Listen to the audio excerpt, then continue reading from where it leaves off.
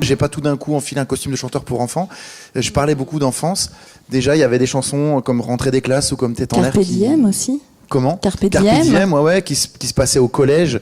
Donc j'ai toujours été relié en fait par une espèce de cordon ombilical comme ça qui s'est jamais coupé en fait.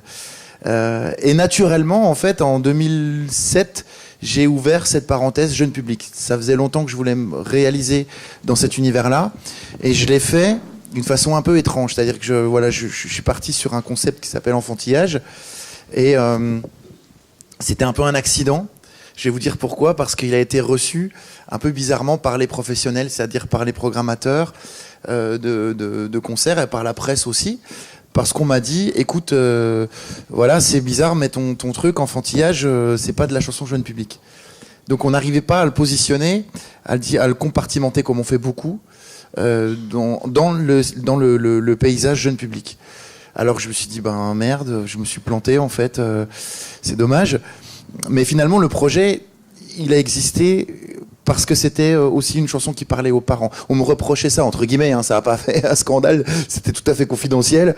On m'a dit, voilà, écoute, enfantillage, ça, c'est un peu pour les adultes, c'est un peu pour les enfants, on ne sait pas trop où le mettre. Donc c'était chaud, mais finalement ça s'est installé petit à petit, c'est-à-dire qu'on a vu débarquer dans le public évidemment les enfants et les parents, et c'était les parents, c'est toujours les parents qui emmènent leurs enfants sur enfantillage. Et du coup voilà, je suis arrivé avec cet univers-là, ce concept-là, qui aujourd'hui fédère des familles.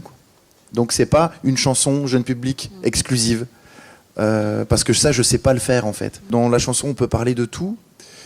On peut le faire évidemment dans la chanson pour adultes, mais tout l'imaginaire, en fait, c'est une porte, c'est une énorme porte, en fait.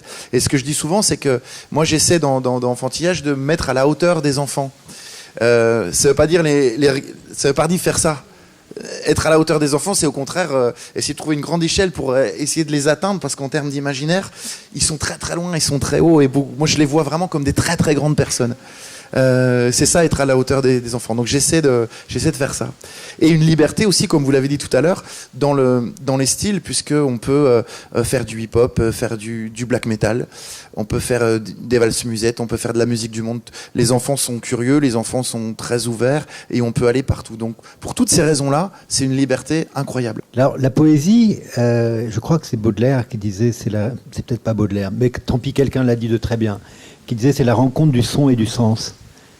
Ça vous dit quelque chose ? Mais tout à fait, il faut que ça soit musical, il faut que voilà, ça titille l'oreille, et puis qu'il y ait un message, qu'il y ait quelque chose, que ça nous parle tout de suite, quoi. Moi, j'avais bossé avec Le Forestier sur le premier enfantillage. On avait fait une chanson ensemble qui s'appelle Plus tard quand tu seras grand. Et puis il m'avait dit ça, c'est lui qui m'avait dit, toi de toute façon tu fais pas de la chanson pour enfants, tu fais de la chanson sur l'enfance. Et je trouvais que c'était pas mal comme définition, c'est vrai.